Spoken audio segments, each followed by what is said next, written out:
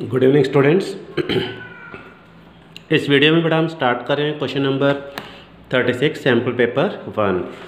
तो इसको हमने 36 का जो फर्स्ट पार्ट है वो हमने पिछली वीडियो में कर लिया था, ठीक है। तो इसके जो ऑप्शन में ये वाला क्वेश्चन है इसको हम यहाँ से स्टार्ट करते हैं, ठीक है। Evaluate the product A B. पहले वो कहता है एक मैट्रिक्स ए रहा एक मैट्रिक्स ए रहा, दोनों मैट्रिक्स की प्रोडक्ट कर दो, ठीक है, कर देते हैं। Hence solve the system of linear equation. कहते हैं पहले इन दोनों की प्रोडक्ट करो फिर इस इक्वेशन को सॉल्व कर दो, ठीक है। देखो पहले इन दोनों की प्रोडक्ट करते हैं, ठीक है, ए और बी की।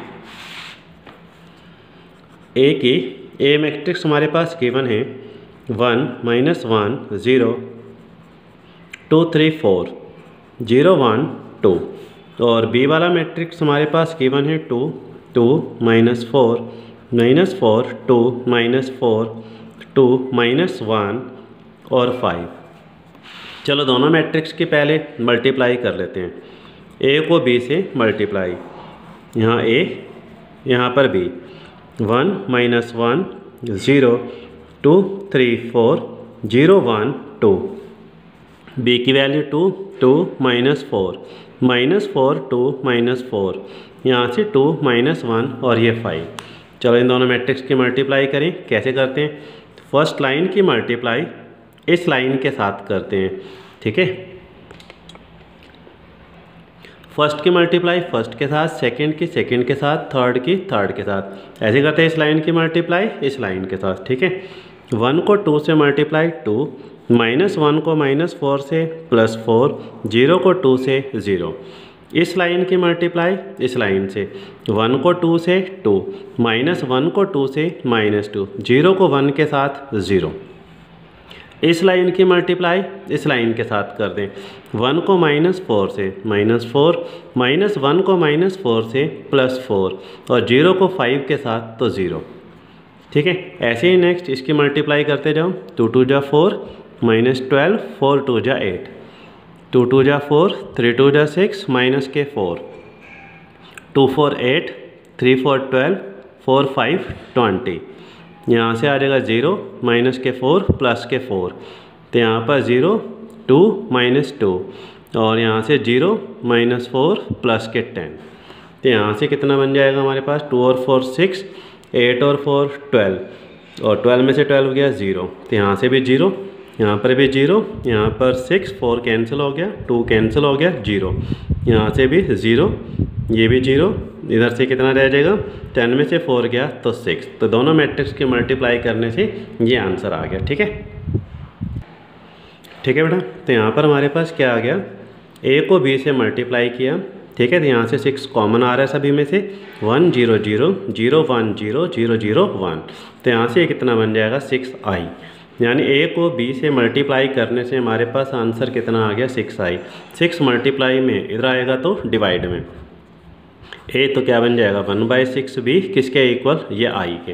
तो इसका मतलब क्या हुआ कि इन दोनों की मल्टीप्लाई करने से क्या आ रहा है हमारे पास? आई। अगर इन दोनों की मल्टीप्लाई करने से आ रहा है तो इसका मतलब इसका इन्वर्स ये बन जाएगा और इसका इन्वर्स ये बन जाएगा। यानी अगर मैं ए का इन्वर्स निकालूंगा तो ये वाली टर्म आ जाएगी, समझ में है ना। यानी कि इसका मीनिंग क्या होगा कि अगर हम इस ए का इन्वर्स निकालेंगे तो ये वाली टर्म आ जाएगी 1/6 बी। समझ में आया बेटा? यानी ए इन्वर्स कैसे निकालेंगे? बी को 6 से डिवाइड कर दें तो वो हमारे पास ए इन्वर्स आ जाएगा। तो अब हम क्या करें? हमारे पास 3 इक्वेशन दे रखी है, तो कहते हैं वहाँ से आपने x y z की वैल्यू फाइंड करके दिखानी है। तो 3 इक्वेशन कौन सी थी वो वाली लिख रहा हूँ मैं, देखो। तो यहाँ लिखा हुआ था x - y = 3, यहाँ लिखा हुआ था 2x + 3y + 4z = 17, यहाँ लिखा y + 2z = 7। कहता है x y z की वैल्यू फाइंड करके दिखा दो, ठीक है। देखो तो पहले इसको आप मैट्रिक्स फॉर्म में चेंज कर लें। x के साथ 1, y के साथ -1, z है ही नहीं 0, तो x के साथ 2, y के साथ 3, z के साथ 4, x है ही नहीं 0, y के साथ 1, z के साथ 2, और यहाँ से हमारे पास x y z, और इक्वल में कितना? यहाँ से 3 17 और ये 7। ये वाली टर्म हमारे पास क्या है? a। ये वाला a और ये जो हमने अभी मल्टीप्लाई किया था, देखो ये दोनों सेम ही हैं। देखो 1 - 1 0, 2 3 4 0 1 2, समझ में आया ना।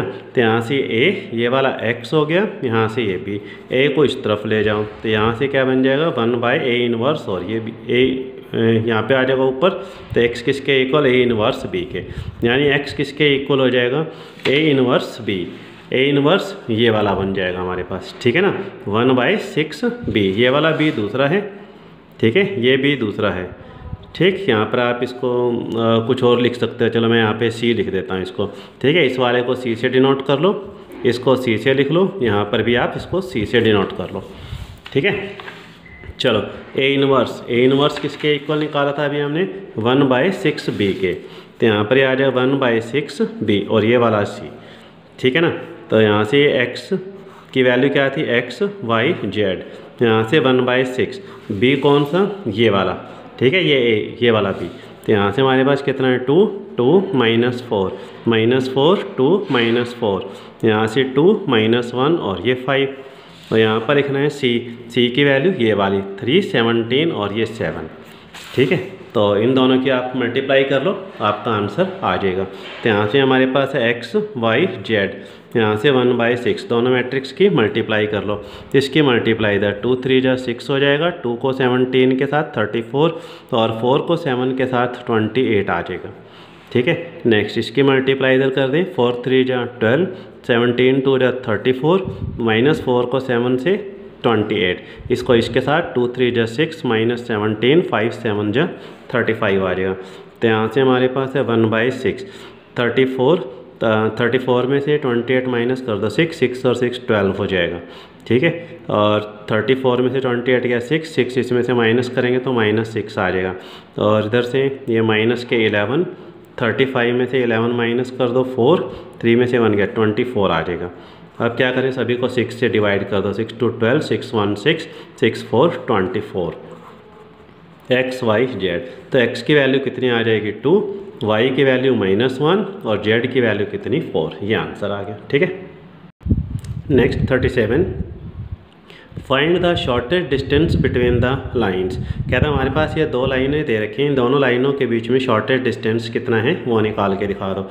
इफ़ द लाइन इंटरसेक्ट, अगर दोनों एक दूसरे को काटते हैं तो find their point of intersection, तो दोनों एक दूसरे को कौन से पॉइंट पर इंटरसेक्ट करती हैं वो भी निकाल कर दिखा दो। पहले शॉर्टेस्ट डिस्टेंस निकालना है, फिर दोनों लाइनें एक दूसरे को जहाँ पर काट रही हैं वो पॉइंट निकाल कर दिखाना है, ठीक है। देखो तो दोनों लाइनों के बीच में शॉर्टेस्ट डिस्टेंस निकालते हैं। इस लाइन जिस पॉइंट को पास करके जाते हैं उसे ए कहते हैं, ये उस लाइन की डायरेक्शन रेशियो बन जाते हैं b1। तो इस वाली लाइन को हम क्या कहेंगे a2 और इसको क्या कहेंगे b2। तो दोनों लाइनों के बीच में shortest distance between two line formula, a2 में से a1 को माइनस कर दो डॉट, और यहाँ पर b1 क्रॉस b2 कर दो, ठीक है, डिवाइड में इसी ब्रैकेट का मैग्नीट्यूड डिवाइड में लिख दो, b1 क्रॉस b2 मैग्नीट्यूड, और पूरे के ऊपर यहाँ पे मॉडुलस लगा दो, ठीक है ना। तो a2 में से a1 को पहले माइनस कर दो, a2 है ये वाला, a1 ये वाला, a2 की वैल्यू रखो 5i minus 2j minus a1 की value 3i plus 2j minus 4k।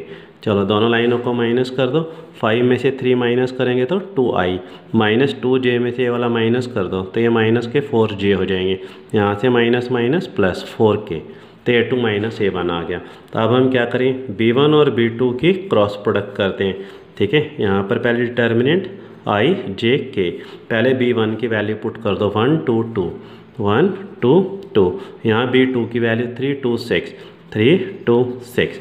Determinant को सॉल्व कर लो, फर्स्ट रो से एक्सपेंड कर दो, तो यहाँ पर आई जे के, यहाँ पर plus minus plus, first row column छोड़ दो 6 2 12 और ये 4, जे वाली रो कॉलम को छोड़ दो 6 माइनस 6, के वाली रो कॉलम छोड़ दो 2 माइनस 6, ठीक है। सॉल्व कर लें, 12 में से 4 गया 8, ये आई, 6 में से 6 गया 0 जे, 2 में से 6 गया माइनस 4 के, तो ये b1 क्रॉस b2 निकल गया।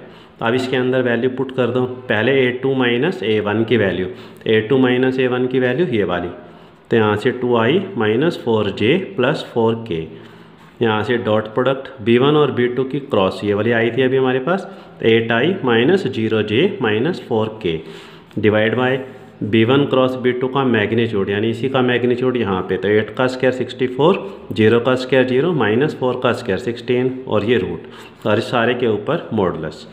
ठीक है, डॉट प्रोडक्ट करें, 2 को 8 से मल्टीप्लाई कर दो 16, j को j के साथ 0, 4 को 4 के साथ 16, तो और 16 में इनको अगर हम ऐड कर दें 4 और 6 10, 7 और 1 कितना हो जाए 8, यहाँ से आ गया 80। ठीक है, तो 16 से 16 कट गया, 0 को किसी के साथ भी डिवाइड करोगे 0, तो इसका मतलब क्या हुआ कि दोनों लाइनों के बीच में जो शॉर्टेड डिस्टेंस है वो कितना है हमारे पास 0। समझ में आया ना? ठीक है, देखो अब हमारे पास क्या आ गया कि दोनों लाइनों के बीच में जो डिस्टेंस है वो कितना है 0 है, तो इसका मतलब ये दोनों लाइनें एक दूसरे को इस तरह से कट कर रही हैं, तभी तो इसके बीच में डिस्टेंस कितना आ गया 0 आया ना। तो अब वो ये कहता है कि ये जो दोनों लाइनें एक दूसरे को काटेंगी तो ये वाला पॉइंट कितना आएगा, ये हमें फाइंड करके दिखाना है। तो सबसे पहले आप क्या करो, ये है लाइन नंबर 1, ये है लाइन नंबर 2, जो हमारी फर्स्ट लाइन और सेकेंड लाइन थी, पहले आप इसको कार्टेशियन फॉर्म में चेंज कर लो। मैं इक्वेशन और फर्स्ट लाइन दोबारा से लिखता हूँ, फर्स्ट लाइन की इक्वेशन, इसको कार्टेशियन फॉर्म में चेंज करो। कैसे? तो x में से माइनस कर दो, y में से माइनस कर दो और z में से माइनस कर दो। कौन से पॉइंट माइनस करोगे? ये वाले, 3 2 -4, यहाँ से 3 2 -4, तो डिवाइड में क्या लिखोगे? डायरेक्शन रेशियो 1 2 2, तो यहाँ से 1 2 और 2। समझ में? अब equation of line number 2, second line की इक्वेशन करो फिर से, पहले x में से माइनस कर दो, y में से माइनस कर दो, z में से माइनस कर दो। कौन से पॉइंट? a वाले, 5 और j वाली टर्म -2, और इसके अंदर z तो है ही नहीं, 0। ठीक है ना, डिवाइड में क्या आएगा? सेकेंड लाइन की डायरेक्शन रेशियो कितनी? 3 2 और ये 6, तो यहाँ पर आ जाए 3 2 और ये 6। ठीक है, अब मान लिया कि इन दोनों को आपस में काटा तो कौन सा पॉइंट आएगा? x y z, तो मेरे को ये कोऑर्डिनेट निकाल कर दिखाने हैं। जब हमने इनको आपस में डिवाइड किया तो कुछ ना कुछ आंसर तो आएगा ही। मान लिया कितना आ जाता है लैम्डा।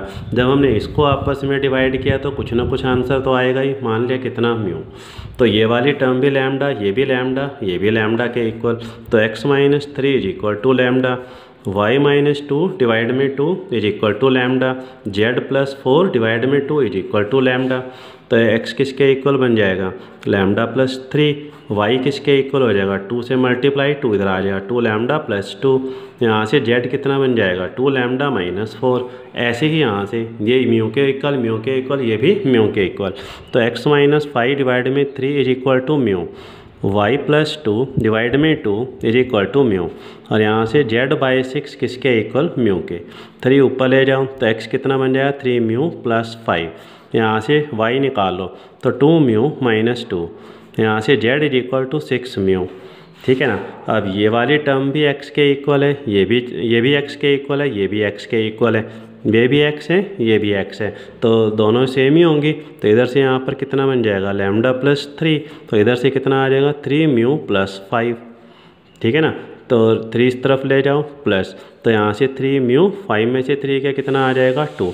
ऐसे ही अब ये वाली टर्म किसके इक्वल है? y के, ये टर्म भी किसके इक्वल है? y के। तो यहाँ से क्या बन जाएगा? 2 लैम्डा + 2, और इधर से कितना आ जाएगा? 2 म्यू - 2। तो ये वाला 2 इस तरफ आएगा तो माइनस हो जाएगा, 2 लैम्डा 2 म्यू, 2 इधर आएगा तो माइनस, तो -4। 2 कॉमन लेके काट दो, तो यहाँ पे लैम्डा 2 से कॉमन लेके ये 2 कट कर दिया, तो यहाँ पर कितना रह जाएगा? म्यू -2। अब इन दोनों को आपस में सॉल्व कर लो, लैम्डा की वैल्यू यहाँ पुट कर दो, तो यहाँ से कितना बन जाएगा? 3 म्यू + 2 इक्वल में म्यू -2। 2 इस तरफ ले जाओ, म्यू इधर ले आओ, 3 म्यू में से म्यू गया 2 म्यू, और ये 2 इधर आएगा -4 बन जाएगा। 2 से इसको डिवाइड कर दे -2, तो ये म्यू की वैल्यू आ गई। इस म्यू की वैल्यू को यहाँ पे पुट कर दो, तो यहाँ से 3 म्यू की जगह 2, यहाँ से 2, 3 2 6 और 2 कितना हो गया? 8। तो ये लैम्डा की वैल्यू निकल गई, लैम्डा भी आ गया, म्यू भी आ गया। अगर मैं लैम्डा की वैल्यू यहाँ पर पुट कर दूँ तो ये x y z आ जाएगा, यानी कि ये वाला पॉइंट हमारा निकल जाएगा। तो x किसके इक्वल बन गया हमारे पास? लैम्डा कितना है? 8, तो यहाँ पर हो गया 8 + 3। तो y किसके इक्वल है? 2 लैम्डा + 2, तो लैम्डा की जगह 8 हो गया +2, यहाँ से z, लैम्डा की जगह 8 रख दो, तो यहाँ से 8 - 4। ठीक है ना, तो यहाँ से हो गया 11 2 8 16 और 2 कितना हो जाए 18, तो 2 8 16 में से 4 क्या कितना आ गया 12। तो यहाँ से x y z, x की वैल्यू 11, y की 18 और z की वैल्यू कितनी आ गई 12।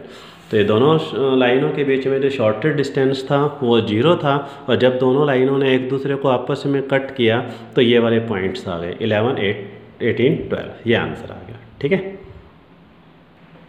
सॉरी बेटा यहाँ पे म्यू की वैल्यू कितनी आई है -2 आई है, तो यहाँ पे म्यू की जगह -2 लिखेंगे। ठीक है, तो ये -6 और 2 कितना आ जाएगा -4 आ जाएगा। ठीक है, तो यहाँ पर -4 + 3 -4 + 3 कितना आ जाएगा -1, और यहाँ पर भी आप क्या लिखोगे -4 -8 और 2 कितना बन जाएगा -6।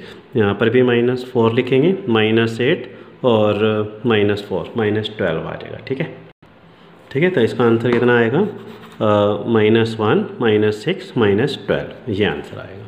ठीक है, नेक्स्ट क्वेश्चन पर आ जाओ। नेक्स्ट इसी का ही ऑप्शन में एक और क्वेश्चन है, देखो find the foot of perpendicular drawn from the point, हमारे पास इस पॉइंट से कहता है फुट ऑफ परपेंडिकुलर ड्रॉ कर दो टू द प्लेन, इस प्लेन के ऊपर। ठीक है ना, तो कहता है इस पॉइंट से इस प्लेन के ऊपर फुट ऑफ परपेंडिकुलर फाइंड कर दो।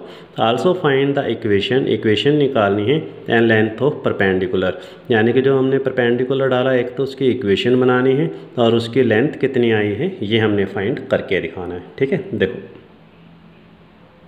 एक तो हमारे पास ये पॉइंट गिवन है -1 3 -6, और एक ये प्लेन हमारे पास गिवन है। ठीक है, इस प्लेन की इक्वेशन हमारे पास दी हुई है 2x + y - 2z + 5 = कितना 0। कहते हैं इस पॉइंट से इस प्लेन के ऊपर एक परपेंडिकुलर डाल दो। ठीक है, इस पॉइंट से इस प्लेन के ऊपर एक परपेंडिकुलर ड्रॉ कर दो, और कहता है कि ये फुट ऑफ परपेंडिकुलर ये वाला पॉइंट निकाल कर दिखा दो। तो इसे हम क्या बोलते हैं फुट ऑफ परपेंडिकुलर। मान लिया कि फुट ऑफ परपेंडिकुलर कितना है हमारे पास अल्फ़ा बीटा गामा, तो एक तो मेरे को ये अल्फ़ा बीटा गामा निकाल के दिखाना है, यहाँ से यहाँ तक की लेंथ कितनी है वो निकालनी है, यहाँ से यहाँ तक की इक्वेशन कितनी बनेगी ये हमने फाइंड इस क्वेश्चन में करके दिखाना है। ठीक है, देखो तो मेरे को अल्फ़ा बीटा गामा निकालते हैं। पहले तो इसको ओ से डिनोट कर लेते हैं, यहाँ पर ए से। प्लेन के ऊपर जो परपेंडिकुलर होता है उसे हम क्या बोलते हैं नॉर्मल वेक्टर। ठीक है, तो नॉर्मल वेक्टर हमारे पास कौन सा हुआ ये 2 1 -2 2 1 -2, तो यहाँ पे लिख सकते हैं 2 1 -2। इक्वेशन तो प्लेन की है, डायरेक्शन रेशियो किसके होंगे नॉर्मल के। ठीक है ना, चलो direction ratio of normal vector of the plane 2 1 -2, इस लाइन के डायरेक्शन रेशियो निकाल लो। Direction ratio of line O A line के डायरेक्शन रेशियो कैसे, फर्स्ट में से फर्स्ट माइनस, सेकंड में से सेकंड माइनस, थर्ड में से थर्ड, तो अल्फ़ा -1 और बीटा में से 3 और गामा में से -6, तो वो माइनस माइनस प्लस हो जाएगा। तो अब ये वाली लाइन और ये लाइन तो दोनों पैरेलल है ना, तो दोनों की डायरेक्शन रेशियो क्या हो जाएगी प्रोपोर्शनल। तो यहाँ पे लिखेंगे नॉर्मल वेक्टर पैरेलल है लाइन ओ ए के साथ, तो डायरेक्शन रेशियो क्या होंगी प्रोपोर्शनल, यानी इसको इससे डिवाइड कर दो, इसको इससे डिवाइड कर दो और इसको इससे डिवाइड कर दो। तो अल्फ़ा +1 डिवाइड में 2, बीटा -3 डिवाइड में 1 और गामा +6 डिवाइड में -2। समझ में आया बेटा? ठीक है, यहाँ तक जब इनको आपस में डिवाइड करोगे तो कुछ ना कुछ आंसर तो आएगा ही, कितना लैम्डा, ये भी लैम्डा के इक्वल, ये भी लैम्डा के इक्वल, ये भी लैम्डा के इक्वल। तो अल्फ़ा +1 डिवाइड में 2 किसके इक्वल लैम्डा के, बीटा -3 डिवाइड में 1 = लैम्डा, गामा +6 डिवाइड में -2 = लैम्डा। तो लैम्डा अल्फ़ा की वैल्यू कितनी आ जाएगी 2 लैम्डा -1, बीटा की वैल्यू कितनी आ जाएगी लैम्डा +3 और गामा की वैल्यू -2 लैम्डा -6। तो ये अल्फ़ा बीटा गामा निकल गया। समझ में आ गया? अगर मेरे को लैम्डा की वैल्यू मिल जाए तो यहाँ पर पुट करते हैं, हमको अल्फ़ा बीटा गामा निकल जाएगा। अब क्या करना है कि ये जो ये अल्फ़ा बीटा गामा कहाँ है, इस प्लेन के ऊपर लाई करता है और ये प्लेन की इक्वेशन है। इसको स्टार इक्वेशन कह लो। तो x की जगह अल्फ़ा, y की जगह बीटा और z की जगह गामा हम यहाँ पे लिख सकते हैं। तो star equation implies to alpha plus beta minus Z की जगह गामा प्लस 5 इक्वल टू 0। यहाँ पर आप अल्फ़ा बीटा गामा की वैल्यू पुट कर दो। तो यहाँ से 2 अल्फ़ा की जगह 2 लैम्डा माइनस 1 प्लस बीटा की जगह लैम्डा प्लस 3 माइनस 2 गामा की जगह माइनस 2 लैम्डा माइनस 6 और यहाँ से प्लस 5 इक्वल टू 0। ब्रैकेट खोल दो। 2 to 4 लैम्डा माइनस 2, यहाँ से लैम्डा प्लस 3 माइनस 2 से multi minus minus plus 4 lambda minus 2 को माइनस 6 से प्लस 12 और यहाँ से 5 इक्वल टू कितना 0। यहाँ से 4 लैम्डा 4 और 1 5, 5 और 4 कितना हो जाएगा 9 लैम्डा 2 3 1 रह गया और 1 और 12 13, 13 और 5 कितना हो जाएगा 18 इक्वल टू 0। तो लैम्डा की वैल्यू कितनी आ जाएगी -2। 18 इधर आ गया, 9 से इसको हमने डिवाइड कर दिया। ठीक है, ठीक है। तो ये लैम्डा की वैल्यू आ गई। यहाँ से अल्फ़ा बीटा गामा की वैल्यू निकालो। तो अल्फ़ा किसके इक्वल है हमारे पास, यहाँ से 2 लैम्डा की जगह कितना लिख दें -2 -1 -4 और -1 कितना हो जाएगा -5। बीटा निकाल लें। लैम्डा की जगह -2 प्लस 3, 3 में से 2 गया 1 और गामा किसके इक्वल है, लैम्डा की जगह -2 लिख दो। तो -4 प्लस 4 हो जाएगा -6 कितना बन जाएगा -2। तो ये हमारे पास फोटो परपेंडिकुलर आ जाएगा। ठीक है, ठीक है बेटा। तो ये हमारे पास क्या निकल गया, alpha beta gamma foot of perpendicular, ये हमारा निकल गया अल्फ़ा बीटा गामा। तो अल्फ़ा कितना आ गया -5 अल्फ़ा बीटा गामा। अल्फ़ा की वैल्यू -5, बीटा की वैल्यू 1 और गामा की वैल्यू कितनी आ गई -2। समझ में आ गया। अब वो क्या कहता है कि इस लाइन की इक्वेशन निकाल दो और इस लाइन की हमने क्या निकालनी है, एक तो इसकी इक्वेशन फाइंड करके दिखानी है और इसकी लेंथ निकाल कर दिखानी है। तो ओ से लेकर ए तक की लेंथ कैसे निकालोगे, डिस्टेंस फार्मूला। ओ इसमें से डिस्टेंस फार्मूला कैसे, फर्स्ट में से फर्स्ट माइनस ऊपर स्क्वायर, सेकंड में सेकंड माइनस स्क्वायर, थर्ड में से थर्ड। ठीक है ना, ऐसे करते हैं ना। तो इसमें से इसको माइनस कर दो, अल्फ़ा प्लस 1 ऊपर square, beta -3 square, gamma plus 6 ऊपर ये स्क्वायर पूरे के ऊपर रूट। यहाँ अल्फ़ा बीटा गामा की वैल्यू पुट कर दो। तो अल्फ़ा की वैल्यू कितनी आ जाएगी -5 प्लस 1 ऊपर स्क्वायर, बीटा की वैल्यू कितनी 1 -3 ऊपर स्क्वायर, गामा की वैल्यू -2 प्लस 6 ऊपर ये स्क्वायर पूरे के ऊपर ये रूट। तो -5 और 1 कितना हो जाए -4, -4 का स्क्वायर 16, -2 का स्क्वायर 4, 4 का स्क्वायर 16 ऊपर ये रूट हो गया। 16 16 32, 32 और 4 कितना हो गया 36, 36 का रूट कितना आ जाएगा 6। ठीक है, तो यहाँ से यहाँ तक की लेंथ कितनी बन गई 6 यूनिट। तो अब वो कहता है कि इस लाइन की इक्वेशन बनाकर दिखा दो। तो equation of A line O A line की इक्वेशन कार्टेशियन फॉर्म में बना देता हूँ। एक्स में से माइनस कर दो, वाई में से माइनस कर दो, जेड में से माइनस कर दो। लाइन जिस पॉइंट को छू के जा रही है वो ए, -1 3 -6। तो यहाँ पर आ जाए -1, यहाँ पर आ जाएगा 3, यहाँ -6, तो ये प्लस हो गया। डिवाइड में क्या लिखेंगे, डायरेक्शन रेशियो। तो इसकी डायरेक्शन रेशियो लिख लो या इसकी डायरेक्शन रेशियो, एक ही बात है क्योंकि ये दोनों लाइनें क्या हैं, पैरेलल हैं। तो मैं इसकी डायरेक्शन रेशियो लिख लूँ या इसके डायरेक्शन रेशियो डिवाइड में लिख सकते हैं। तो 2 1 -2, तो यहाँ पे आ जाए 2, यहाँ पे 1 और ये -2, ये आंसर आ गया। ठीक है, तो हमने क्या करा, ये पहले तो फोटो परपेंडिकुलर निकाला, फिर हमने इसकी लेंथ निकाली कितनी 6 यूनिट और इसकी हमने इक्वेशन बना दी कौन सी, ये वाली। तो ये हमारा क्वेश्चन कंप्लीट हो गया। समझ में आया बेटा क्वेश्चन। ठीक है, एनी डाउट बेटा, क्लियर। चलो नेक्स्ट क्वेश्चन पर आ जाओ। तो ये क्वेश्चन तो आप अपने आप कर ही सकते हो। Solve the following linear programming problem LPP graphically. Maximise z = x + 2i subject to concentrate x + 2i > 100 to x - y <0 to x + y > 200। तो इन इक्वेशन को तो आप अपने आप सॉल्व कर ही सकते हो। ठीक है, तो try your self this question. Okay, thank you. इस वीडियो में इतना ही, इसके साथ ये सैम्पल पेपर ख़त्म हो गया। ठीक है, थैंक यू।